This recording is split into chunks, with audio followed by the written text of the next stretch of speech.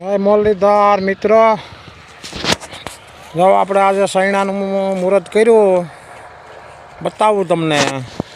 એટલા વાઢા સૈણામાં મિત્રો શું હોય કે રાવે રાવે પાકે ને એક વખત દાંતળી અડી ગઈ એટલે એ લાગટ પાકવા માંડે. આ સૈણાનો નિયમ છે. સૈણો કોઈ દી એકારી ન પાકે ભાઈ. આજે જો અમે બે માણસ વાઢીએ, એનું કારણ કે હજી બહુ કંઈ પાક્યા નથી. એક પારિયું પાક્યું તો ઘર મેરી ધીરે ધીરે વાઢી લઈ, પછી ભેરાથી પાકશે એટલે આપણે મજૂર કહી દઉં 2-5 એમ છે ભાઈ. તો મિત્રો, તમે સપોર્ટ તો મને બહુ આપ્યો અટાણા સુધી. 1000 સબસ્ક્રાઈબ મારે થઈ ગયા છે. કલાકો ઘટે તો આવો નવો સપોર્ટ મારા મિત્રો મને દેતા રહેજો. એટલે આપણે ખેતીવાડીના વિડીયો આવા મૂક્યા કરીએ ભાઈ. ના મહેમાન અમારે બગલાભાઈ આવી ગયા. ચાલો મિત્રો, તો હવે હું સૈણા વાઢું ઘડીક વાર, કેમ કે તડકો થઈ જાય પછી ન હાલે. આનો નિયમ છે સૈણાનો. ખરે બહુ પાક્યા હોય ને એટલે ખરે પછી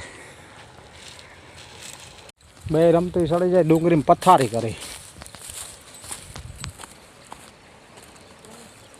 મિત્રો સૈણા વાટતા હતા, હવે ચા પાણી પી લઈ ભાઈ.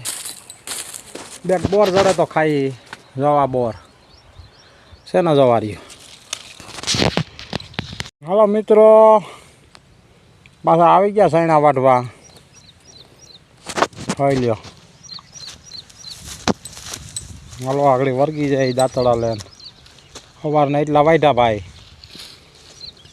તો ઘડીક વાટવાના છે. ચાલો મિત્રો, તો વર્ગી જાય સૈણા વાટવા ભાઈ.